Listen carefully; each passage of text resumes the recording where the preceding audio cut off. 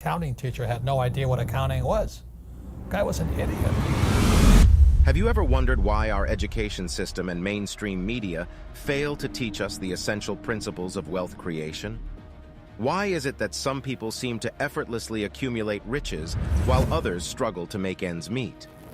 We are here to uncover the long-awaited answers to these perplexing questions by the profound insights of Robert Kiyosaki, an esteemed authority on achieving financial success. Kiyosaki's journey began by recognizing that the game played by the rich and the bankers is fundamentally different from what we are taught in school. Astonishingly, our educational institutions fail to equip us with essential knowledge about money. It's no accident. It's a deliberate tactic to perpetuate a system where the poor and middle class remain trapped in financial struggle. If you've read Kiyosaki's groundbreaking book, Rich Dad, Poor Dad, you already understand the importance of financial education.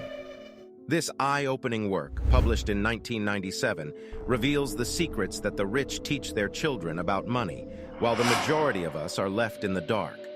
It's time to break free from this cycle of poverty. The corruption within our academic system is disheartening.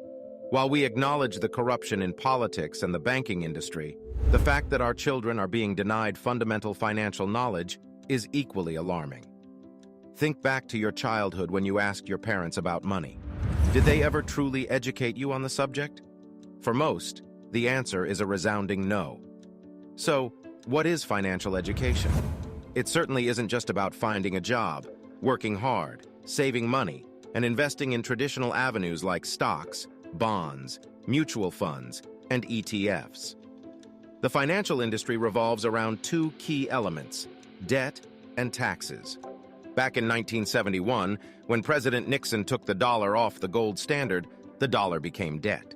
However, we are still taught the old-fashioned belief that if we work hard, save money, and get rid of debt, we will succeed financially. But who tells us to follow this wrong advice? The reality is, it's a strange idea. In Kiyosaki's book, he boldly claims, "Saving money won't make you rich." But why save when money can be printed by those in power faster than we can earn it? Rich don't work for money.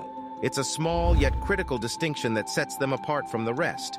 So what was Kiyosaki's rich dad trying to teach him during those formative years? The answer lies in seeking out the best teachers, those who have insider knowledge. Schools, unfortunately, fail to provide a guarantee that their instructors are genuine experts. This discrepancy leads to the rise of fake teachers. Kiyosaki's rich dad only agreed to teach him about money under one condition: that he would work for free. Why did his rich dad refuse payment? The reason is profound. If Kiyosaki were paid, his mindset would shift to that of an employee. By not receiving a paycheck, he would be free from the limitations that a salary imparts. This powerful lesson demonstrates how a paycheck can extinguish the fire of creative thinking, offering the illusion of job security and a pension plan. Give a man a fish, and you feed him for a day. Teach a man to fish, and you feed him for a lifetime.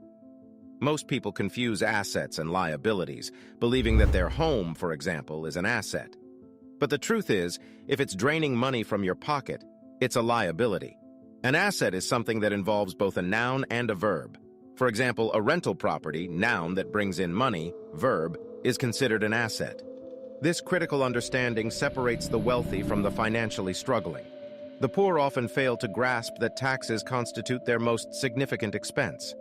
Astonishingly, many of us remain unaware of the extent of taxation in our lives. We don't realize that the government has a substantial hand in our pockets, and we do little to minimize our tax burden. This is yet another distinction between the rich and the poor. The rich view taxes as their primary expense. Income can be categorized into three types: earned, portfolio, and passive income. Earned income stems from traditional jobs where you exchange time and effort for money. Portfolio income involves capital gains from investments. But the most crucial type of income is passive income, cash flow that remains untaxed. This is where the wealthy excel. While many complain about taxes, those who understand the different income types can legally minimize their tax obligations. Let's consider real-life examples. Take McDonald's, for instance. It's not just a fast food chain, it's a real estate business. By investing in real estate and leveraging the tax benefits associated with it, McDonald's minimizes its tax liabilities. Similarly, individuals like Jeff Bezos, who amass enormous wealth, often pay minimal taxes. This isn't illegal, but rather a result of leveraging the tax code, a strategy accessible to anyone with financial education. Debt, when used intelligently, can be a powerful tool to build wealth. Yet many individuals avoid utilizing debt due to their poor credit scores. The truth is, their FICO scores often prevent them from obtaining loans. This crucial piece of information is seldom taught by school teachers who lack financial education themselves. It's time to break free from this cycle of limited knowledge. To determine if something is an asset or a liability, it's essential to observe the direction of cash flow. If money is leaving your pocket, it's a liability. If it's flowing into your pocket, it's an asset. The U.S. government encourages investments in real estate and businesses, offering tax breaks and incentives. Unfortunately, this knowledge is not widely shared due to the lack of financial education. You may be wondering if poverty can be passed down genetically. The answer lies in our mindset and attitudes. Poverty is a way of thinking, a self-perpetuating cycle. The solution is deceptively simple. Never say the words, "I can't afford it." Instead, ask yourself, how can I afford it? By shifting your internal dialogue, you open yourself up to new possibilities and view expenses as investments in a better future. Kiyosaki's journey was riddled with mistakes and failures. However, he understood that intelligence grows through learning from these experiences. He learned that real estate, for example, is an opportunity for wealth creation, not dependent on initial capital. Money begets money, and it can be acquired without having money in the first place. Every individual faces low points in their lives, and those who seize the opportunity to learn from these moments embark on a new path to success. Unfortunately, those who fail to grasp the message continue to spiral downward. Kiyosaki's wealth came not from an abundance of money, but from understanding how to leverage his resources. Making mistakes is inevitable, but it's the ability to ask, "How can I?" that sets the wealthy apart. Before we conclude, let me ask you a question.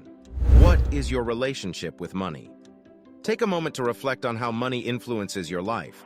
Are you in control of your finances, or do you feel trapped in a cycle of financial struggle? It's disheartening to realize that so many people find themselves caught in the same situation.